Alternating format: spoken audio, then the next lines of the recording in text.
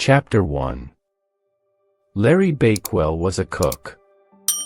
He studied cookery at college for 5 years. When he left college, he began to look for a job. He found a job as a cook in a hotel. But he did not like the job and did not stay there for very long. Next, Larry found a job in a busy restaurant. The restaurant was in the center of the city. He stayed in that job for 6 months. Then he left. He did not like working in the city. Larry found other jobs. He worked in a school kitchen for a while, then in a hospital kitchen. But he did not stay in any of these jobs for very long. Sometimes Larry left because he did not like the boss. Sometimes he left because he did not like the work. It was now the month of May. And Larry had not had a job for 4 months. He was looking for a job. But he had not found one. At weekends, Larry did not look for work. Every weekend he went to the mountains. Larry loved climbing mountains. The mountains were not very far from where he lived. In the mountains, he felt free and life was exciting. No one told him what to do. Every day was different. Larry wanted to live in the mountains, but there were no jobs there. Every weekend Larry had to go back home. Larry Bakewell was 26. He had short dark hair and a beard. He liked to wear jeans and sweaters. Larry lived in a small flat with Jack, one of his college friends. The flat was in a large house in the suburbs of the city. Larry and Jack had their own rooms. The walls of Larry's room were covered with pictures of mountains and mountaineers. There was climbing equipment on the floor. Bakewell is a good name for a cook, Jack often said. And laughed. I've got a good name for a cook, Larry replied. But I can't find a job that I like. There must be some exciting jobs somewhere, Jack said. Working in a kitchen isn't exciting, replied Larry. It was Monday morning and Larry had to look for a job. He bought a newspaper from the small shop at the corner of the street. It was raining and the streets were wet. People were walking to work in the rain. I must find a job soon, he thought sadly. As he walked home, Larry quickly looked through the pages of the newspaper. There were a lot of advertisements for jobs. But Larry did not like any of them. He stopped thinking about the jobs. He began to think about climbing in the mountains. Suddenly he stopped. He began to read the newspaper more carefully. There was an advertisement on the back page of the newspaper. It was an advertisement for a job. A very unusual job. This looks interesting, Larry said to himself. Chapter 2. Larry forgot about the mountains. He stood outside the flat and did not open the door. He read the newspaper advertisement again and again. Cook wanted, are you an experienced cook? Are you 25, 30 years old? Are you strong and healthy? Have you climbed mountains? I am taking an expedition to the mountains of northern Afghanistan and we need someone to cook for us. It is a scientific expedition to search for the Torak, a strange creature that lives in the mountains of Afghanistan. No expedition has seen the Torak. We will find it. Apply as soon as possible to Professor Max Lugner, Museum of Natural Science, London. Larry opened the door of the flat. Jack, he shouted. Look at this advertisement. What is it? Jack asked. Have you found a job? Look at this. Larry said again, very excited. They both read the advertisement together. You are an experienced cook, said Jack. And you have climbed mountains. And I am 26 and strong and healthy, said Larry. This is the job for you, said Jack. They both read the advertisement again. Then Jack started to laugh. But this is silly, he said. No one has seen this creature, the Torek. They are going to look for something which no one has seen. It isn't silly, Larry replied. It's a job for a cook and it's a job in the mountains. It's the job I've been looking for. In the afternoon, Larry went to the library. He did not go to the library often. He did not like libraries. Everyone in the library was sitting quietly and studying hard. But Larry wanted to learn more about the Torek and about Professor Lugner. Larry went up to the librarian and asked, "Where can I find books about animals?" The librarian pointed to a long shelf on the other side of the library. "You will find books about animals over there," the librarian said, and smiled. Larry looked through the books carefully. Some of them were old and dusty. At last he found a book with the title, Monsters, Fact or Fiction. Perhaps there is something about the Torek in this book, Larry thought. Larry opened the book and looked at the titles of the chapters. Each chapter was an article written by a different scientist. And each article was about a strange creature. Larry looked for a chapter about the Torek. 1. The Abominable Snowman of the Himalayas by Sir Nugent Grant 2. The Rock of Arabia by Mohammed Ben Salah 26-3. The Loch Ness Monster by Angus MacLeod 31. In Chapter 5, Larry found what he was looking for. 5. The Torek's Claws by Max Lugner 78. Larry quickly turned to page 78 and read the first paragraph of Professor Lugner's article. I have led 3 expeditions to Afghanistan. Each time we have seen the marks of the Torek's claws. But we have never seen the Torek. On the last expedition, the men who saw the claw marks disappeared mysteriously on Mount Kanchan. I believe they were killed by the Torek. I have seen the claw marks and I am certain that the Torek lives in the mountains of Afghanistan. That's strange, Larry thought. All the other men who have seen the claw marks are dead. Only Professor Lugner has seen the marks. And is still living, Larry thought to himself. Larry looked at all the other books on the shelf. He found nothing more about the Torek. He looked around the library. Everyone was sitting quietly. They were reading books and studying. Suddenly, Larry decided. I'm going to apply for the job, he said aloud. Everyone stopped reading and looked up at him. Larry ran out of the library. He went to the nearest telephone. Professor Lugner's secretary answered the telephone. I'm applying for the job of the cook with Professor Lugner's expedition, Larry said. Chapter 3, Larry traveled down to London. A few days later, Larry traveled down to London. He was going to an interview with Professor Lugner. He did not like going to London. The city was crowded and dirty. And he had to wear a suit for the interview. He did not like wearing a suit. Larry was early.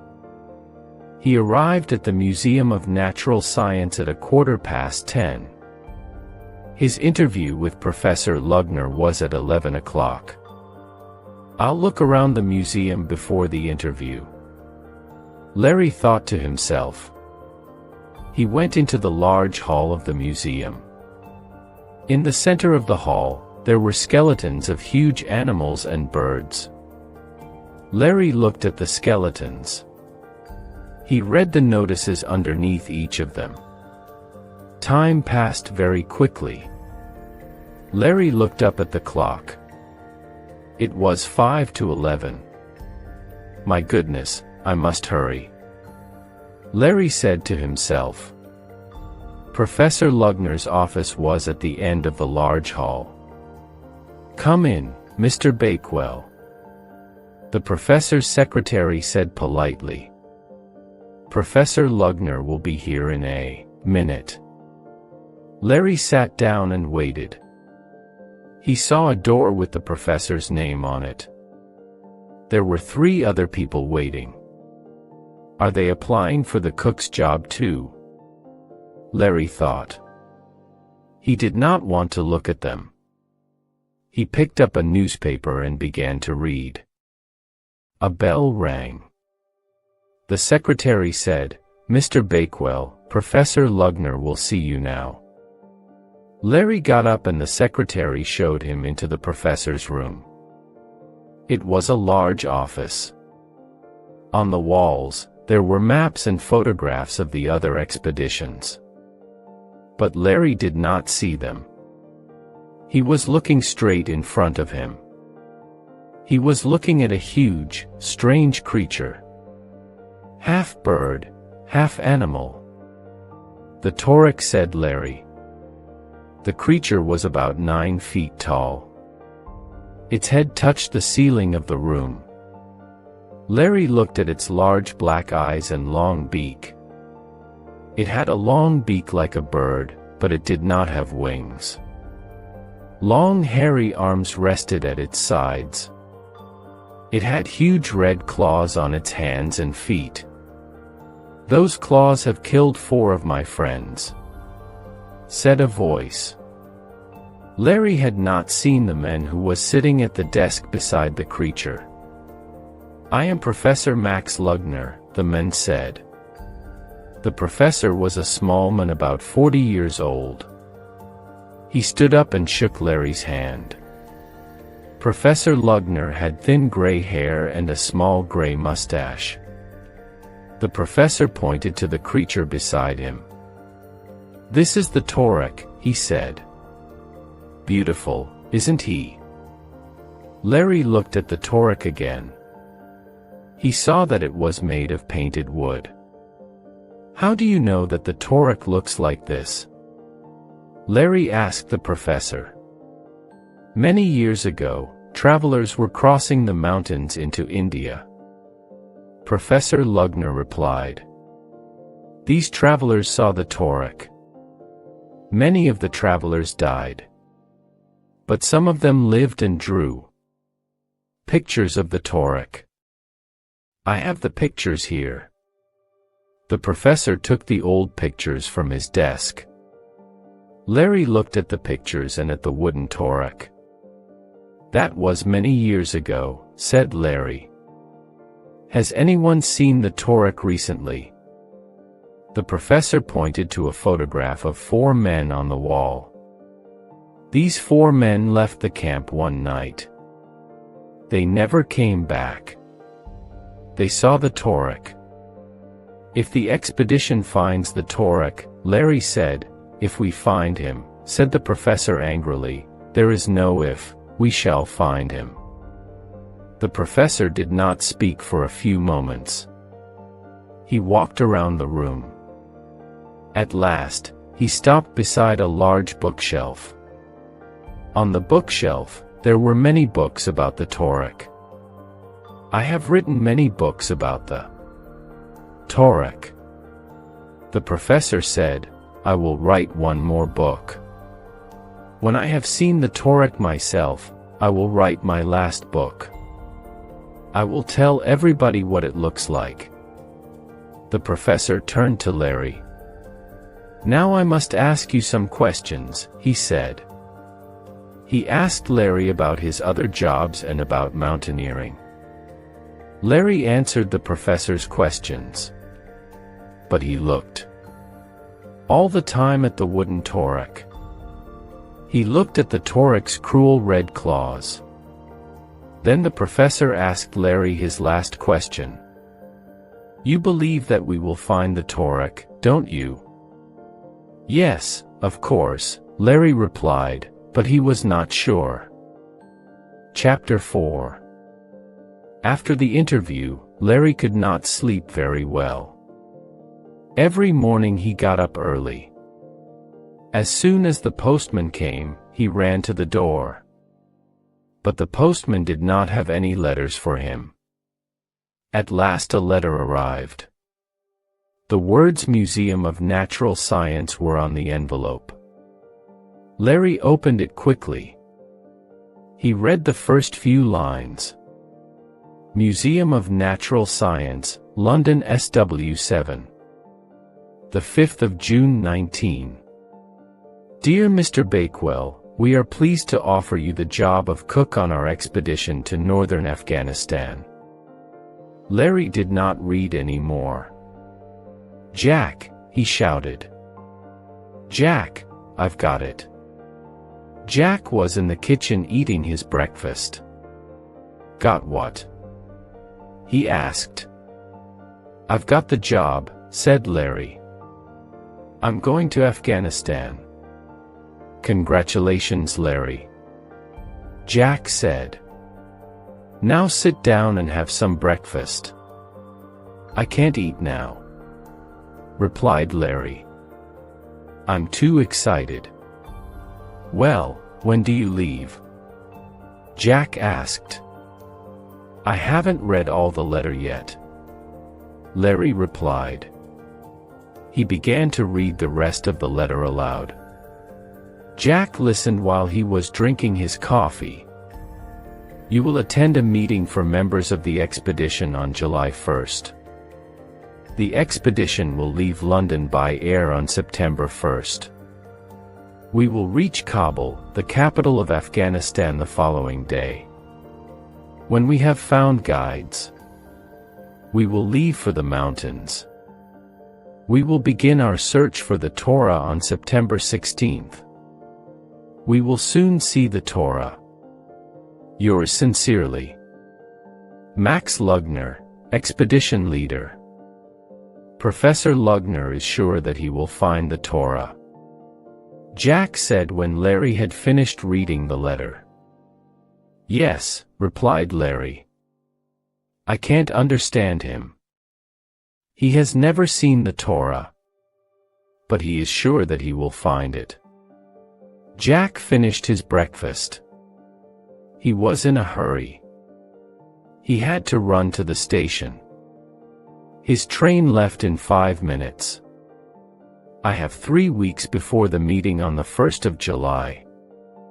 Larry said to himself, "I will find out more about Professor Lugner in the Torah." Larry had 3 questions and wanted to find the answers to these questions. He wrote the questions in a notebook. "I'll have to go to the library," he thought. He put on his jacket and walked to the bus stop. Larry went to the library every day for the next 3 weeks. He looked at old newspapers. He read books about Afghanistan. In the evenings, he wrote letters. He wrote to the people who had been with the professor on the other expeditions. He found some of the answers to his questions, but he also found other questions that had to be answered. "Perhaps I will find the answers to the other questions when I am in Afghanistan," he thought to himself. Here is what Larry wrote in his notebook. Questions. 1. 4 men disappeared on other expeditions. Did the Torah kill them? Why did no one find their bodies? 2. Has anyone been on more than one expedition with the professor? 3. The professor says, the Torah has killed many travelers. Were their bodies found? Did the Torah kill them? Answers 1. The professor said the Torah killed them. Other members of the expedition said, we did not look for the bodies. The weather was too bad. Why does the professor think the Torah killed the men? 2. No. The professor always goes with different people. Why? 3. Many travelers have died in the mountains. The bodies of some of them were found. Were these travelers killed by the Torah? Chapter 5. On the 1st of July, Larry traveled to London again. Once more, he walked through the large hall in the Museum of Natural Science. Once more, he looked at the huge skeletons of animals and birds. The members of the expedition met in a room at the back of the museum. There were 15 members, scientists, a doctor, and a quartermaster. The quartermaster looked after the equipment. And of course, there was the cook. There were many large boxes and metal cases. The boxes had labels on them. Ropes, food, medical supplies, photographic equipment. The quartermaster was bending over the boxes. He was a young man about the same age as Larry. He was wearing a dark green shirt and sweater. The quartermaster stood up and spoke to Larry. "Are you the cook?" he said. "I'm Greg Chaplin, the quartermaster." "How do you do?" They shook hands. "What was your job before you joined the expedition?" Larry asked Greg. "I was in the army," replied Greg. "But I got tired of life in the army. I wanted to do something different. I applied for the post of quartermaster, and the army let me come on the expedition." Larry was pleased. "I wanted to do something different, too," he told Greg. "That's why I applied for the job of cook." They spoke for a few minutes. Then Greg said, "We must do some work now." He pointed to the large cases marked food. "These boxes hold all our food," Greg explained. Larry looked carefully at the boxes. Underneath the food boxes, there was another box. It was a large metal box. It had a label on it, which said, "Professor Lugner Private, do not open." "What's in this box?" Larry asked Greg. Before Greg could answer, Professor Lugner ran into the room. He was holding a telegram in his hand. Everyone stopped talking. "Gentlemen," the professor said, "I have received a telegram from Kabul. Wonderful news. Some travelers have seen the Torex claw marks. The marks were in the snow near the Mantra Pass. That is 4 days' journey north of Kabul." They all talked excitedly. The professor pointed to a large map on the wall. "We will follow this track through the Afghanistan mountains," said the professor, pointing to the map. "We will start here. This is a village called Khalid. The road ends there. In Khalid, we will find guides who will show us the way. And we will find porters who will carry our boxes and equipment." Everyone in the room was looking carefully at the map. "From Khalid, we will climb up to the Mantra Pass." Professor Lugner went on.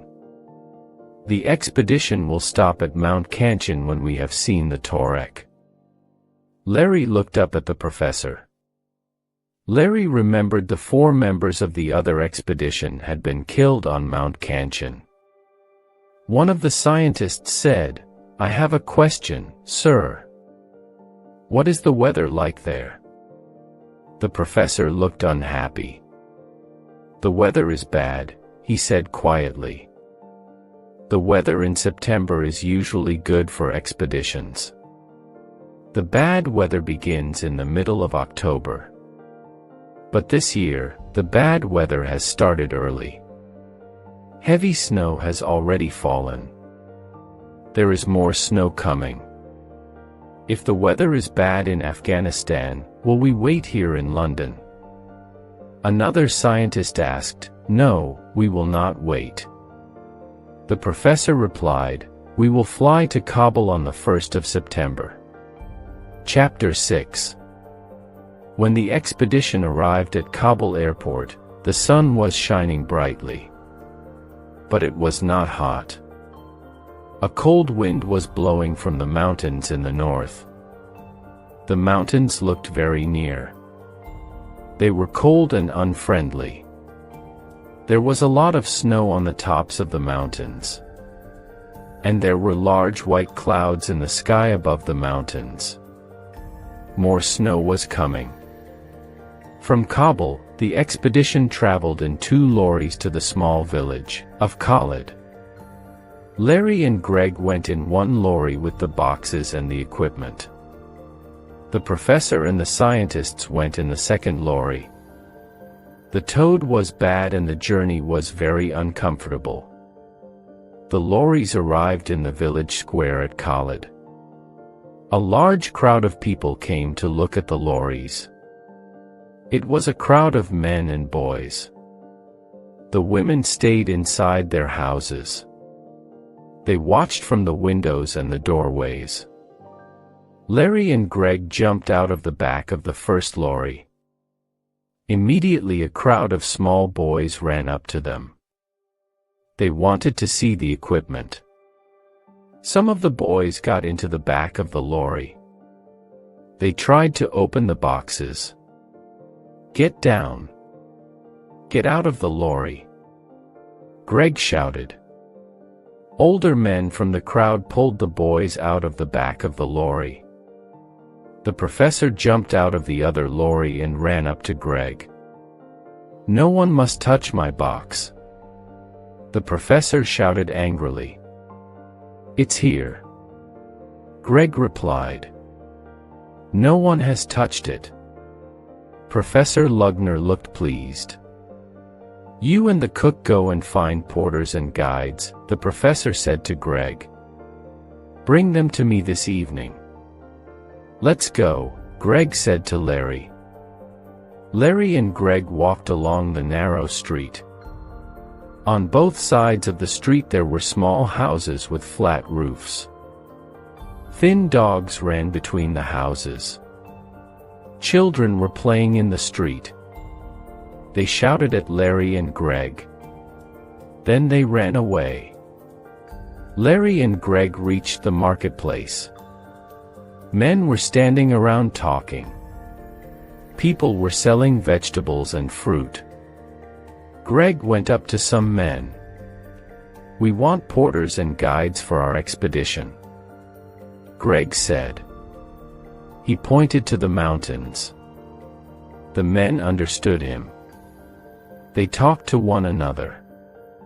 Larry heard the word, Torak. Torak.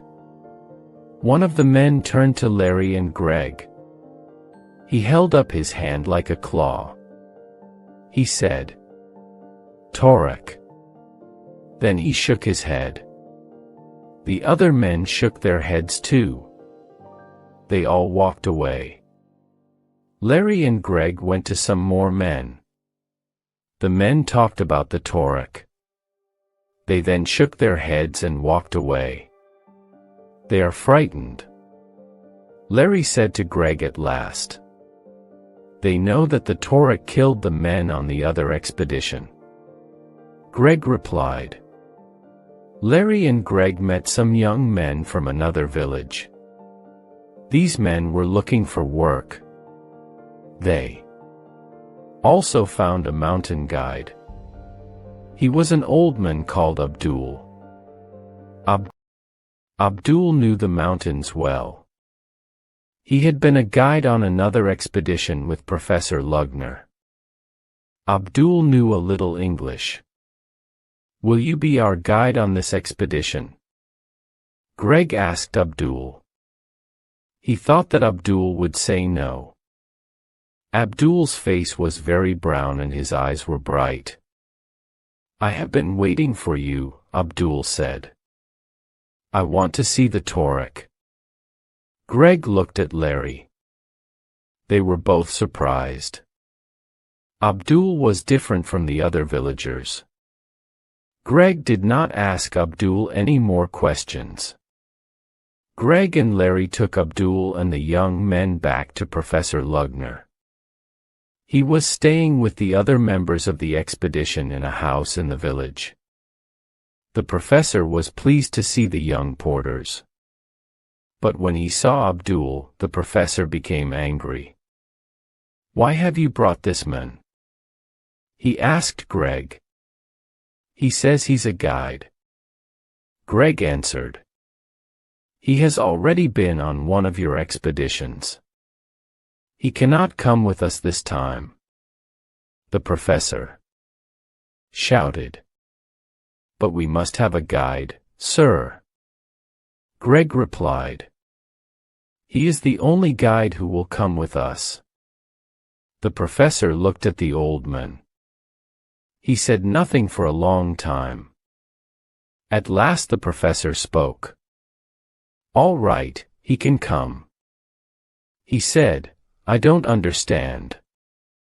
Greg said to Larry, "We found a good guide, but Professor Lugner didn't want him to come on the expedition. He has been on an expedition before." Larry replied. "I know," said Greg, looking at Larry strangely. "But that is a good thing, isn't it?" Larry took his notebook out of his pocket. He showed Greg his 3 questions. Then he read aloud. Question 2. Has anyone been on more than one expedition with the professor? Answer. No. The professor always goes with different people. Why? Why is that? Greg asked. I don't know, Larry replied. But we have someone on this expedition who has searched for the Torek before. Chapter 7. There was a lot of work to do before the expedition left Khalid. Greg had to check the equipment carefully. The doctor had to make sure that all the porters were healthy. This was not easy. The porters were afraid of the doctor. We are healthy. We do not need a doctor, they said. The scientists walked around Khalid and other villages. They asked the villagers about the Torek. Have you seen the Torek? They asked. What did the Torek look like? The villagers did not want to talk about the Torek. They were frightened.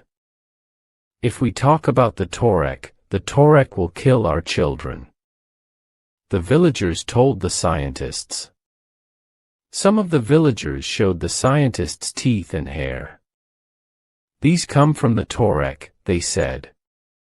If we wear these around our necks, the Torek will not kill us. The scientists looked carefully at the teeth and the hair. They were the teeth and hair of horses and cows. Abdul wanted to leave soon.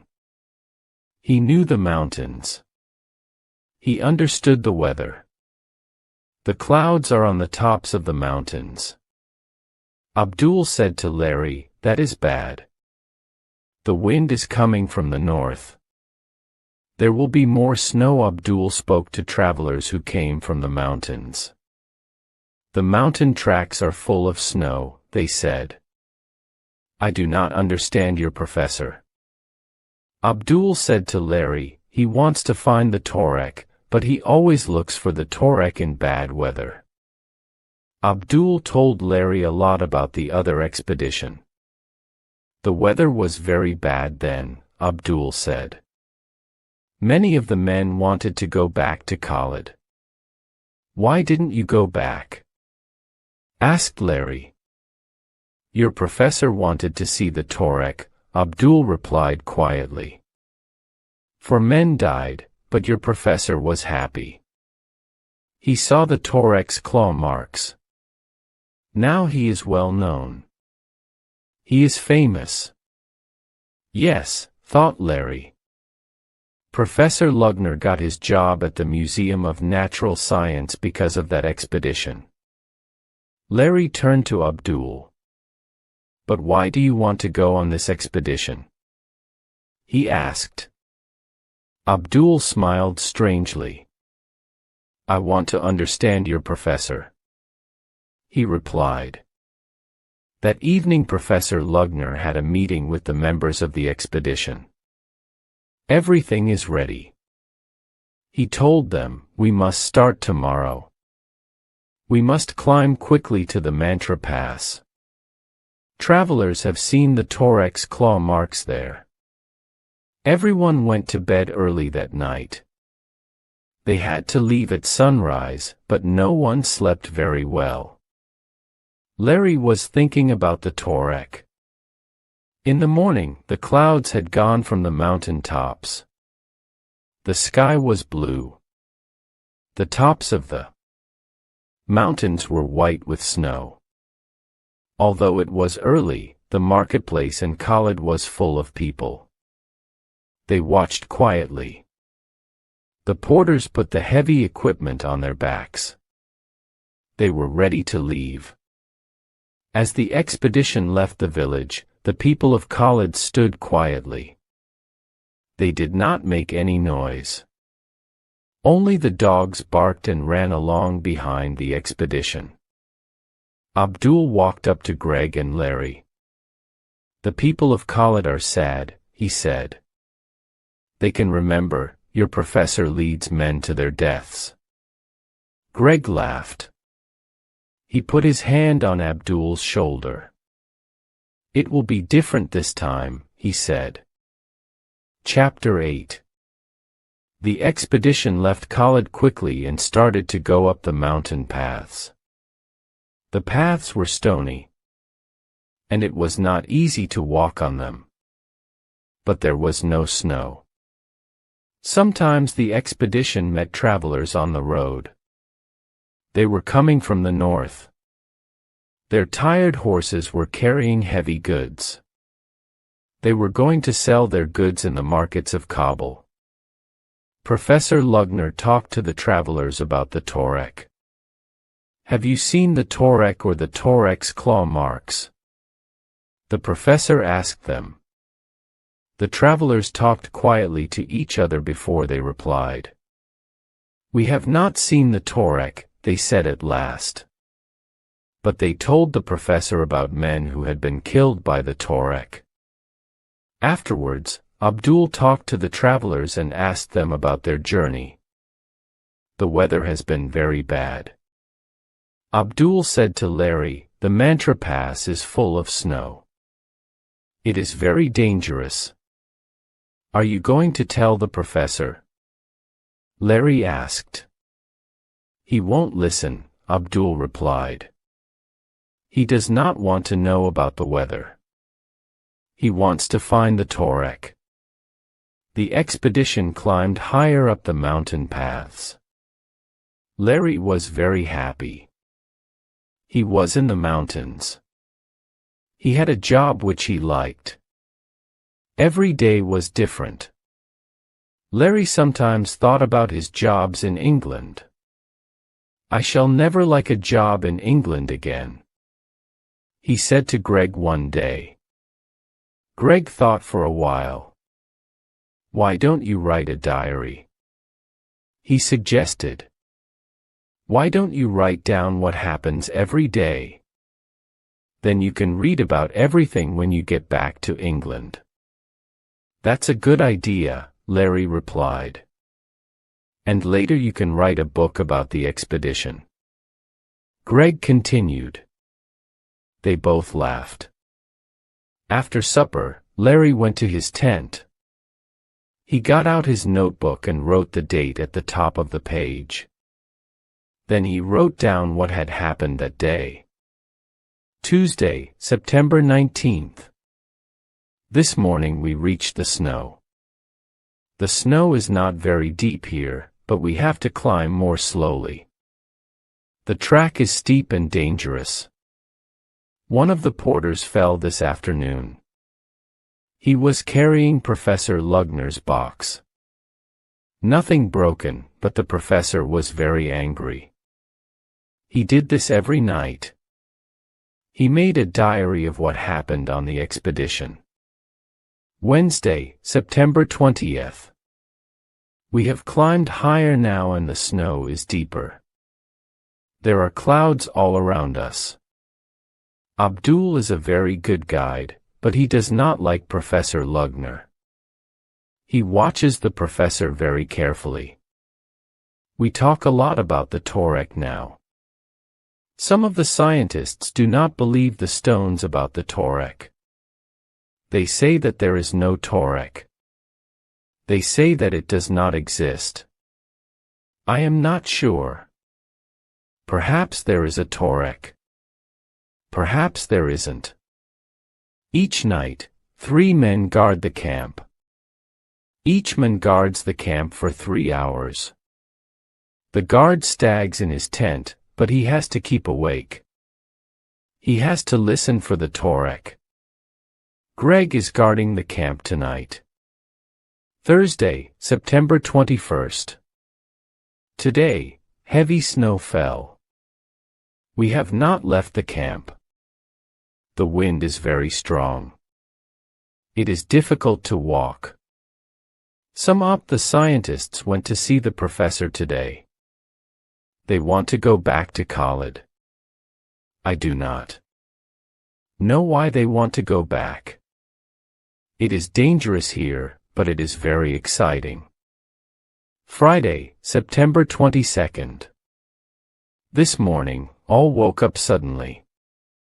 There was a odd noise outside the tents. The ground was shaking. The porters began to shout. I locked out of the tent. The air was full of snow. It was falling from the rocks above us. No one was hurt, but some of the equipment was covered with snow. We have been digging the equipment out of the snow all day. Tomorrow, we will reach the Mantra Pass. Then perhaps we will see Torek. On Friday evening, when Larry finished writing, he was very tired. Everyone was asleep. Larry put out the light. He listened to the wind. He soon fell asleep. Chapter 9. The next morning, Larry woke up early. The porters were already awake. They were moving around and talking outside Larry's tent. Greg was in the same tent as Larry.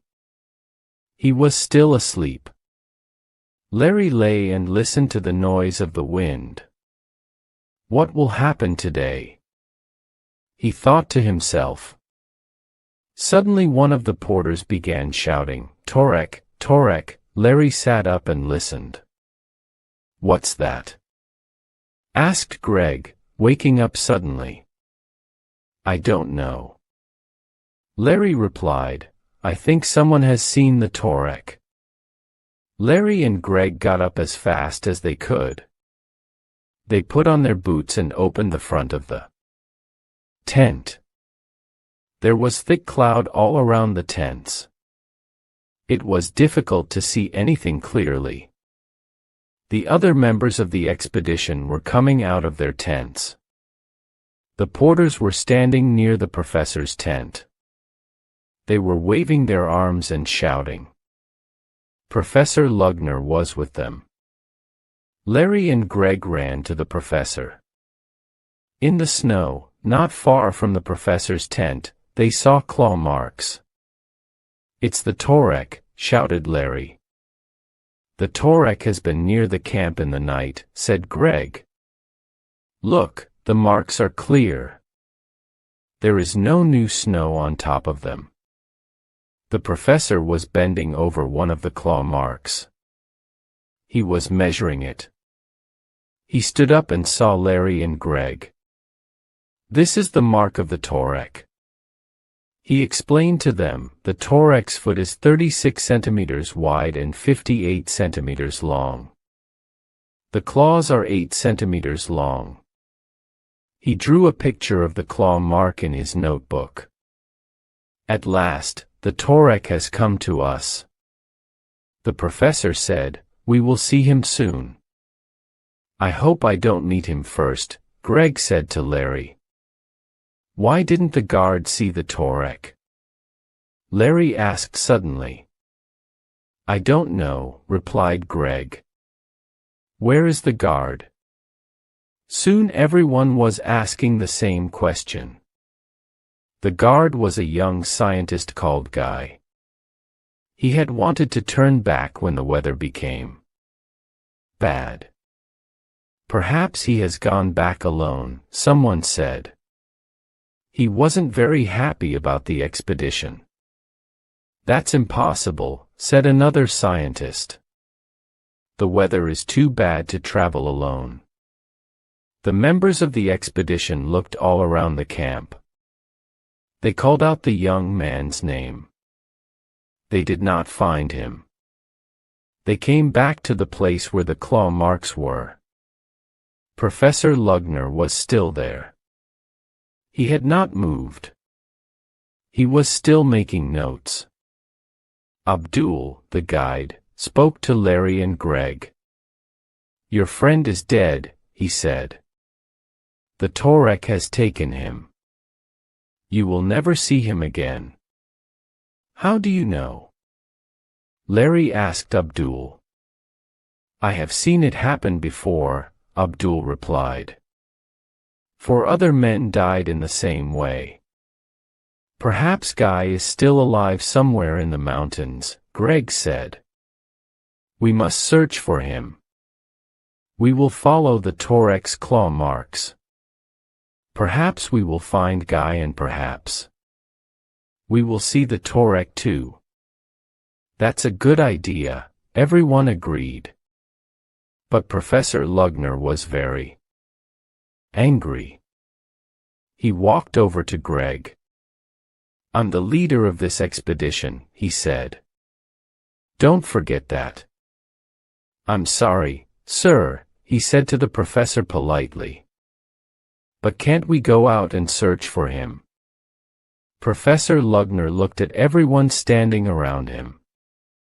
"We will not search for him," he said in a loud voice.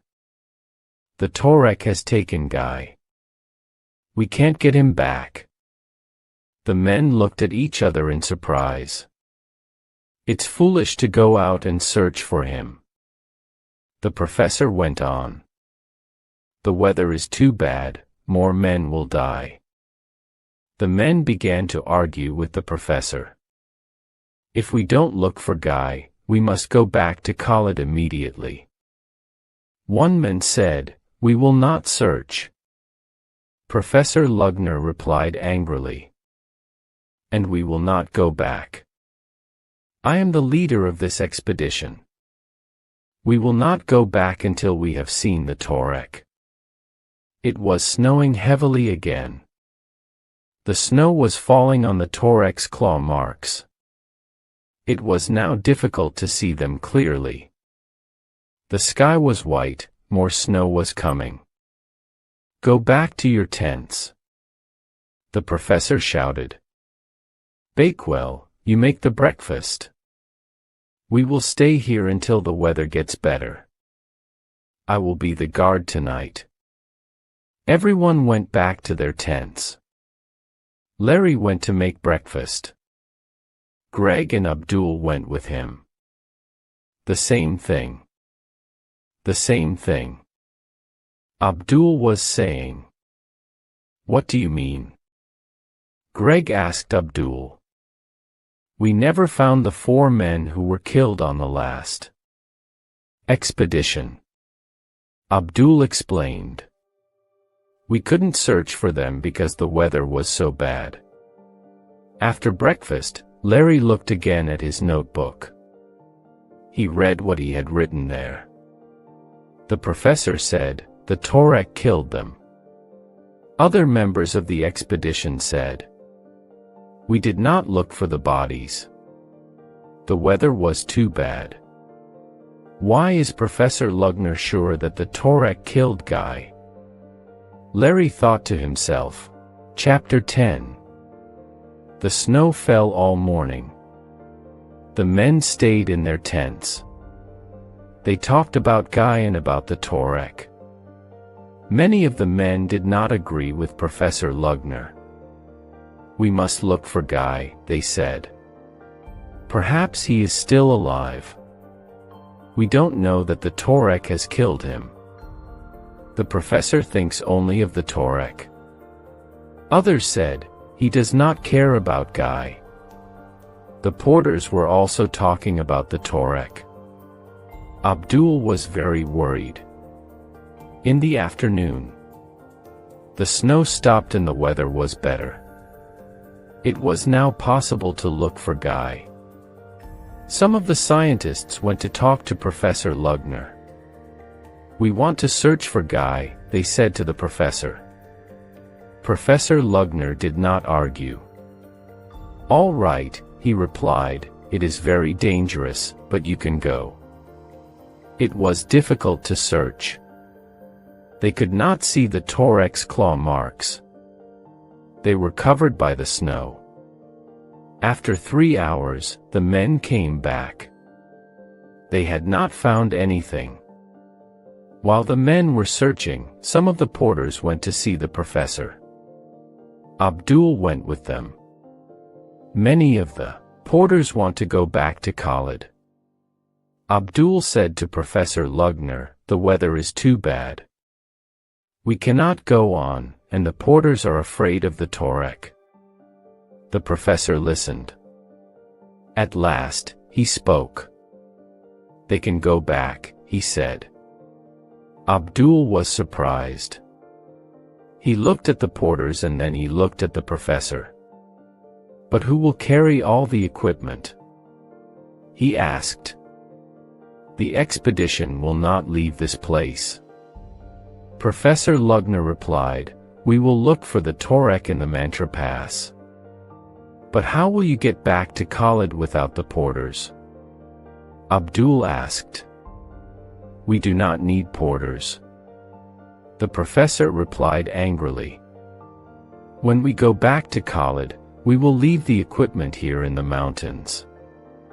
He looked at Abdul. You don't want to see the Torek, he said. But I cannot stop searching for the Torek now. There was a strange feeling in the camp that evening. I think the Torek is watching us. Larry said to Greg, and I think it is laughing at us. Greg replied, we haven't seen the Torek, but I feel it is here. Everyone was tired. Larry made a hot meal. The men talked together for a little while. Then they went to bed. Larry could not sleep. He was thinking about the questions in his notebook. There are not enough answers, he thought to himself. Larry fell asleep. He dreamt about the Torek. In his dream he saw the huge animal in Professor Lugner's office in London. It was standing near a tent. The tent was his tent. The Torek was trying to tear the tent with its sharp claws. Suddenly Larry woke up. He had heard a noise outside. He looked at his watch. It was 3:30. The professor is the guard now, Larry thought to himself. Larry listened. His eyes were wide open. Something was moving slowly near the camp. Am I still dreaming? Larry thought. Again he heard the sound. It was something large and heavy. It was moving very slowly away from the camp. Larry did not move. He knew that he was not dreaming now. Shall I wake Greg up? He thought. He moved towards Greg. No, he thought. If I wake him up, we will make too much noise. Larry picked up a large cooking knife. He listened again. The sound was moving further away. He went out of the tent. It was dark outside, but there was some light in the east. Morning was coming. The snow had stopped falling. Perhaps the professor has fallen asleep, Larry thought. He went quietly to the professor's tent. There was no one in the tent. Then he saw the footprints in the snow. They were the professor's footprints. The footprints were going away from the camp. Larry followed them. Perhaps the professor heard the same sound too. Larry thought. Perhaps he needs help. The professor's footprints went to some high rocks. Then they stopped. Larry looked around. In the early morning light, he saw a huge claw mark in the snow. Then he saw another. The claw marks were going away from the rocks. Larry held the knife tightly in his hand. The Torek has been near the tents again, he thought to himself. But where is Professor Lugner? Larry looked up into the rocks. Perhaps the professor is hiding in the rocks, he thought. He climbed up the rocks. He could not see the professor. Suddenly he stopped. He thought of Guy. Perhaps the Torek has killed Professor Lugner too, he said to himself. Larry quickly hid behind some rocks. He did not want the Torek to see him. He looked out over the snow. The sky was now brighter. The morning light was shining on the snow. Larry saw the Torek's claw marks clearly. They went across the snow.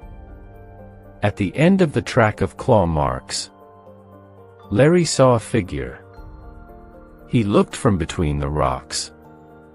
The figure was Professor Lugner. Chapter 11. Larry quietly moved over the rocks. He was now nearer to the professor. He hid behind a rock. The wind was blowing up the mountain towards him. Snow blew from the rocks into his face. His eyes filled with water. It was difficult to see. Larry watched the professor for some minutes. Professor Lugner was bending over in the snow. He was carrying something large and heavy. Larry rubbed his eyes and looked again. I don't believe it, he said to himself. Larry watched the professor in amazement. Professor Lugner was holding a huge claw in his hands. He was making the Torek's claw marks. As the professor moved, he was putting the claw over his own footprints. He was hiding his footprints with the marks of the claw. The Torek's claw marks were left clearly in the snow. The wind was blowing towards Larry. He heard Professor Lugner speaking. The professor was talking to himself. As he made each claw mark, he said, "The Torek lives. They will see the Torek lives." Sometimes the professor looked towards the tents. Larry hid behind the rocks. The professor did not see him. Larry watched in silence for many minutes. He felt angry. The professor has lied to us, he thought. He wanted to shout. He put his hands to his mouth.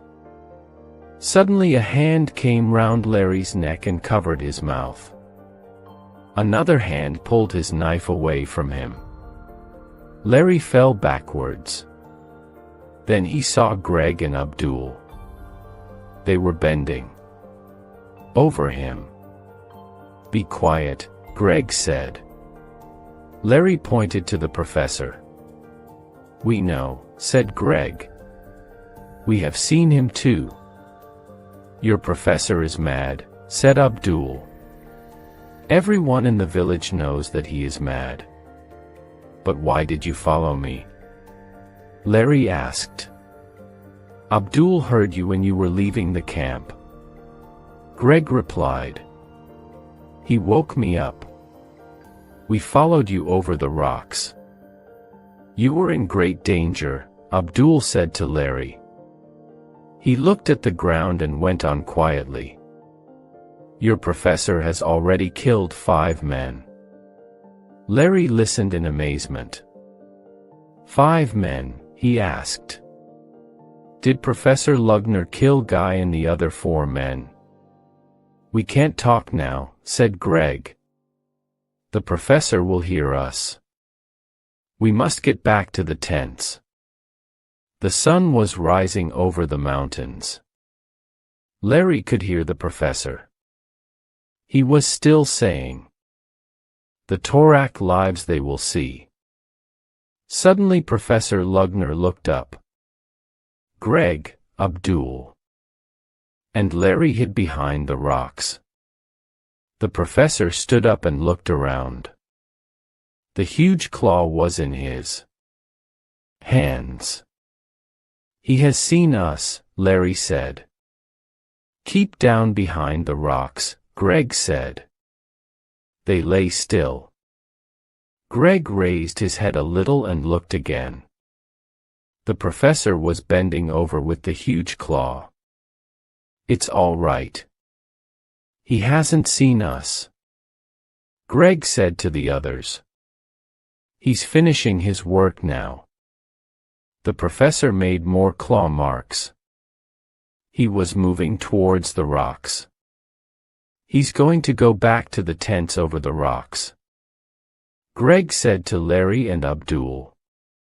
"We must go." They began to climb through the rocks. Larry looked back. He could see the professor. Professor Lugner had reached the rocks. He was holding the claw in his arms. Greg, Larry, and Abdul went around the tents. They got back before Professor Lugner. They went into their tent and waited. Chapter 12. Abdul sat with Larry and Greg in their tent. None of them said anything. They waited and listened. Soon they heard Professor Lugner. He was coming back from the other side of the tents. "He has come back a different way," Greg said very quietly. "That's good. He won't see our footprints." Professor Lugner went into his tent. "Now we can talk," said Greg. "There are many things to talk about. First, I'll make some coffee," Larry said to the other 2.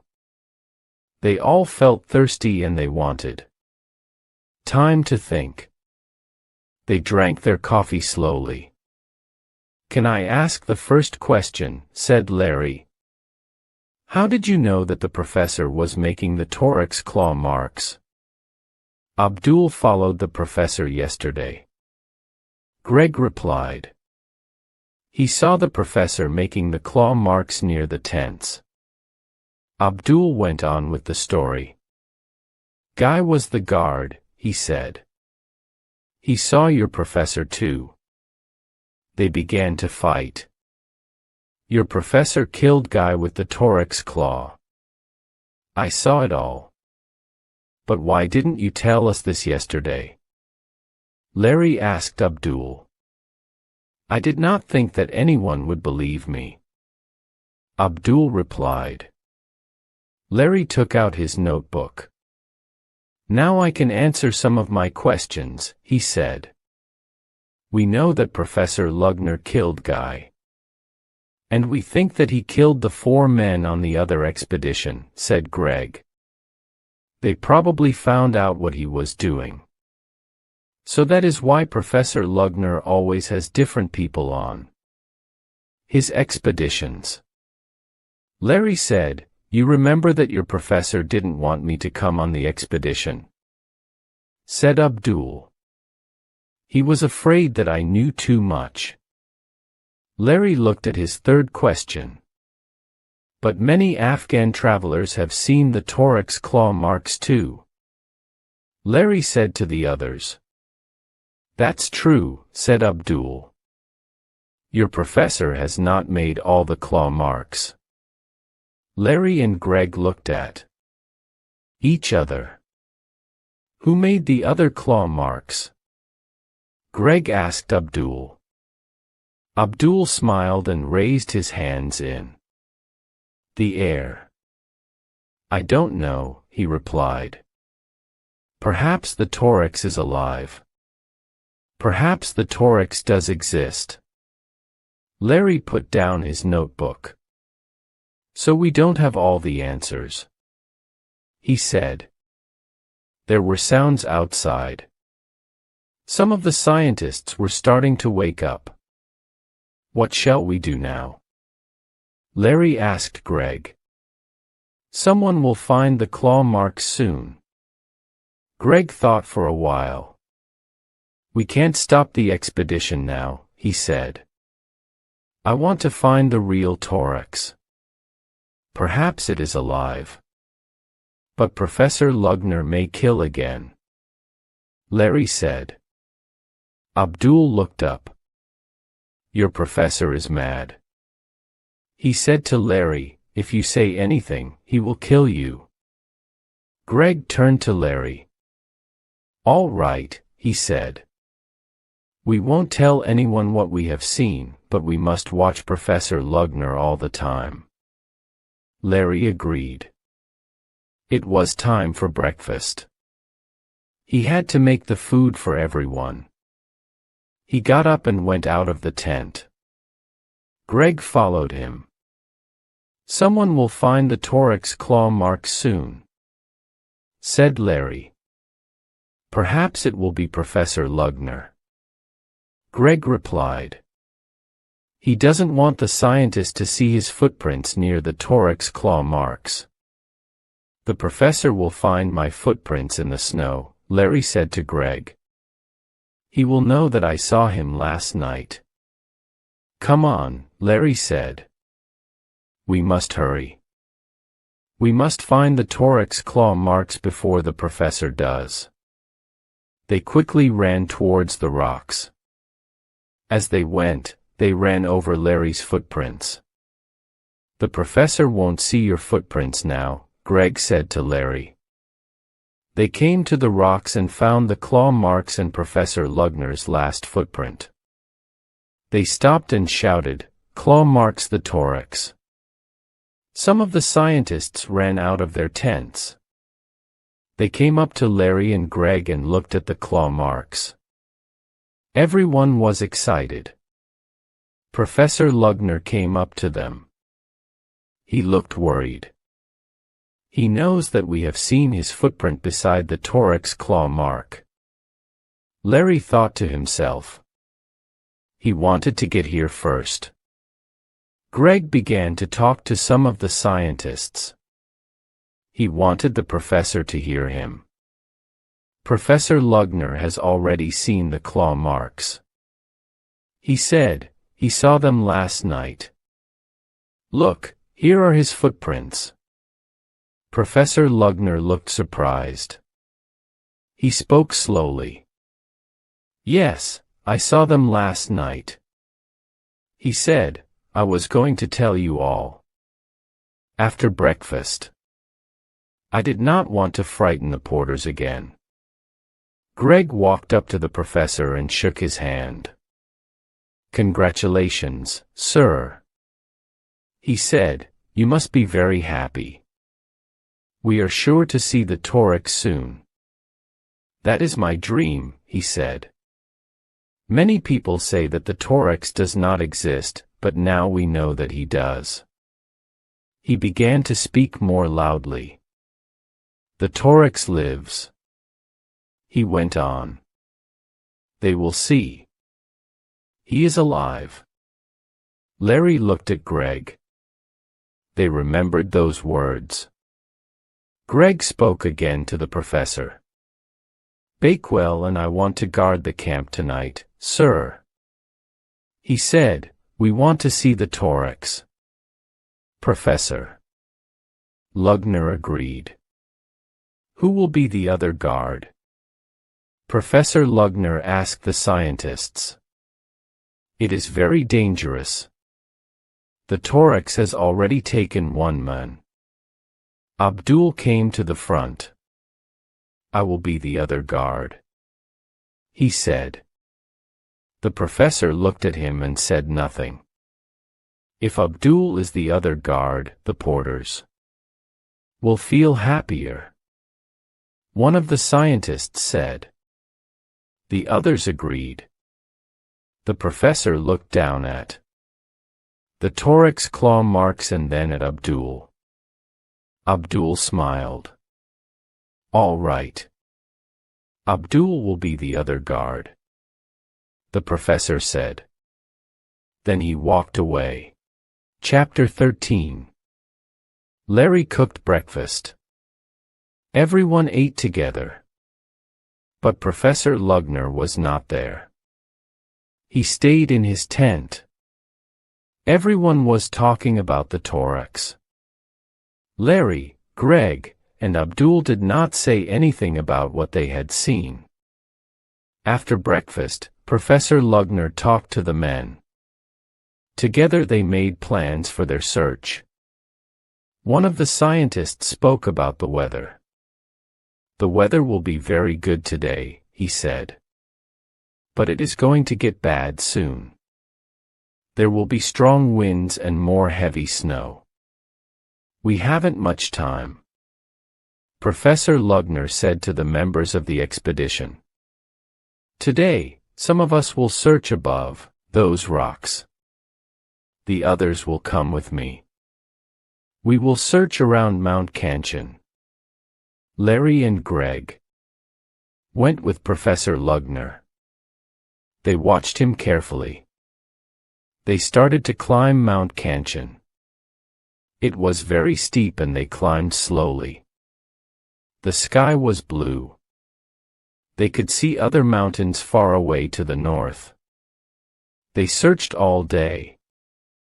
They found nothing. They returned to the tents in the early evening. The others were already there. They had not seen the thorax or its claw marks. The sun set behind the mountains. It became dark. Larry was the first guard. While the others slept, he sat in his tent. If you hear the professor, wake me up, Greg said to Larry. Bad weather is coming and he will probably go out again tonight. Larry wrote in his diary as usual. And listened. What am I listening for? He asked himself. Am I listening for Lugner or am I listening for the real thorax? Larry was very tired after the climbing and the walking. It was difficult to keep awake. Sometimes he fell asleep for a moment, but he soon woke up. Later in the night, he made some coffee. At 11 o'clock, Larry heard noises outside. Professor Lugner was coming out of his tent. He came towards Larry's tent and stopped. He called Larry's name quietly. Bakewell, Bakewell, are you awake? He asked. Larry suddenly felt very frightened. Does he know that I saw him making the claw marks? He thought. Does he want to kill me now? Larry did not speak. The professor went away. He went back to his own tent.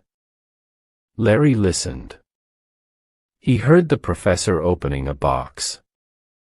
Then he heard the box closing again. So that's where he keeps the claw, Larry thought to himself. It's in his metal box. Now I know why he watched the box so carefully. Larry moved quietly to the door of his tent and watched carefully. He saw Professor Lugner coming out of his tent. The professor walked slowly away from the camp. When he reached the rocks, he began to make the claw marks. Larry woke Greg up. They went out of the tent together and climbed the rocks. The professor was going a different way this time. He climbed a small hill of snow towards the north. Larry and Greg could not see him now. Shall we follow him? Larry asked Greg. No. Greg replied. We mustn't leave our footprints in the snow. We must stay here. If anyone follows the professor, we must stop them. They sat and listened for sounds from the tents. They listened for the professor. Everything was quiet. Larry and Greg waited for half an hour. I'm getting cold, Larry said to Greg. So am I, said Greg. We'll go back to the tent soon. We can listen from our tent. They climbed back towards the camp. Suddenly in the north, they heard a terrible scream. Larry and Greg stopped and listened. Everything was silent. There were no more sounds. Chapter 14. The silence was frightening. The sound of the wind had stopped. Larry and Greg stood still. They did not know what to do. What's happened? Larry asked Greg. I don't know, Greg replied. I think something has happened to the professor. We must go back to the tents. Larry said we will need help. Greg did not reply. He was listening for another sound. Perhaps we will hear something, Greg said.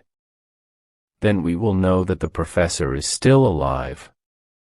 They stood silently and listened. Then Larry and Greg heard a sound. The professor's alive. Larry said he was pleased. He did not like Professor Lugner, but he did not want him to die. Be quiet, said Greg. Listen. There were more sounds. They were the sounds of something large and heavy. The sounds were moving away from Greg and Larry. It's the professor, said Larry. He is all right. He is making the thorax claw marks again. Greg was not sure. But why did he scream so loudly? He asked. We must go and find out. The sounds were moving away. They could not hear them clearly. The professor is moving very quickly, Larry said. Larry and Greg climbed down from the rocks.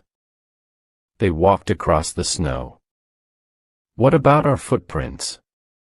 Larry asked. It doesn't matter now, Greg replied.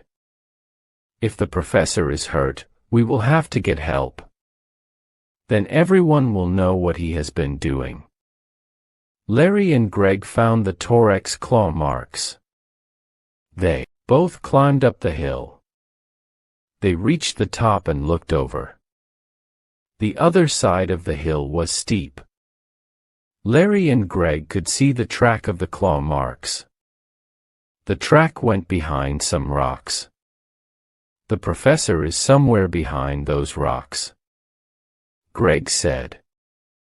Larry went over the top of the hill first. The snow was deep. His legs went into it. It was difficult to walk. "We must stay near the rocks," he said to Greg. "The snow isn't so deep there and the rocks will hide us." They climbed up the rocks. Larry looked over a rock and saw the professor. He was bending over in the snow. Greg stood beside Larry. They both watched the professor. "He is looking away from us," Larry said, "and he isn't moving." They waited, but the professor did not move. "Shall we go nearer to him?" Larry asked Greg. "We'll go very slowly and very quietly." Greg replied. "We don't want him to hear us." Larry and Greg moved forward slowly. They moved nearer to the professor. The professor was not moving. Greg stopped and spoke quietly to Larry. "You go to the left," he said. "I will move to the right. When I put up my hand, call Professor Lugner's name. He'll turn and look at you. Then I'll run and jump on him." "I understand," Larry said. Larry moved through the snow to the left. Greg went to the right. He put up his hand. He was ready to run towards Professor Lugner. Larry called Professor Lugner's name. "Professor Lugner. Professor Lugner." The professor did not move. Greg looked at Larry. Larry called again. This time he called more loudly. "Come on," Greg shouted. They both ran towards Professor Lugner. He was dead. His body was bending over in the snow. "Look at the snow," Larry said to Greg. For the first time they saw that the snow was red with blood. Larry touched Professor Lugner's body. It fell down on the snow. "Claw marks," said Larry. The front of Professor Lugner's body was covered in blood. His clothes were torn. Huge claws had torn open his face and arms.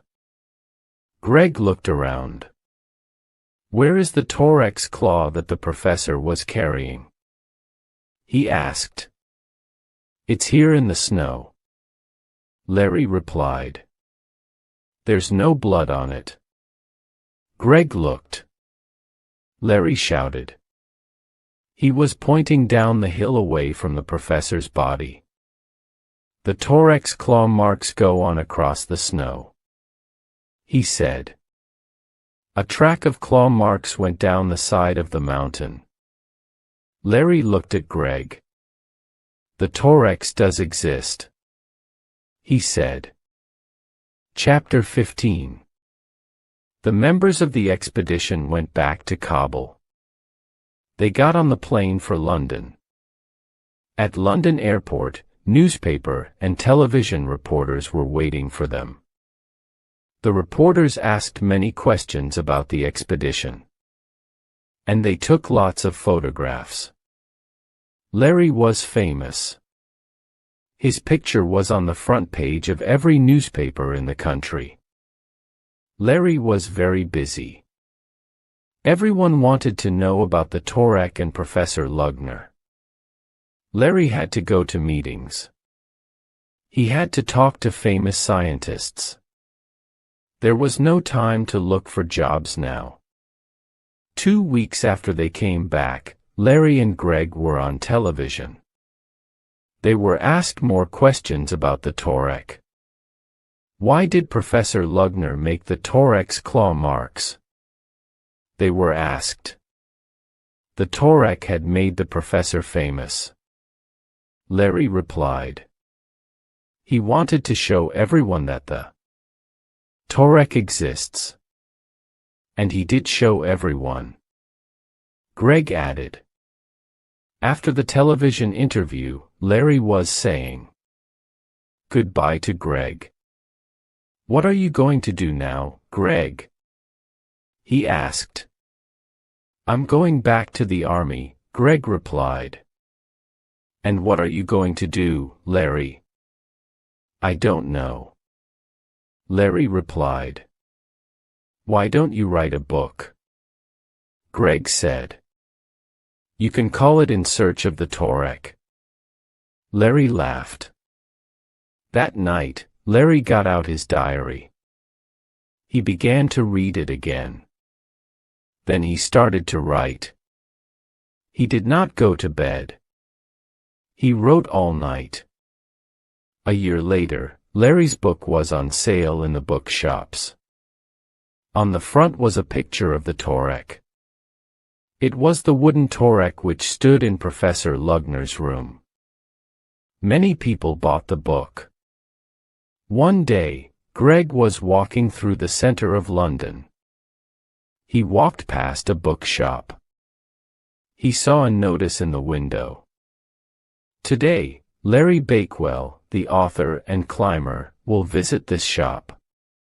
He will sign copies of his book In Search of the Torek." There were lots of people inside the shop.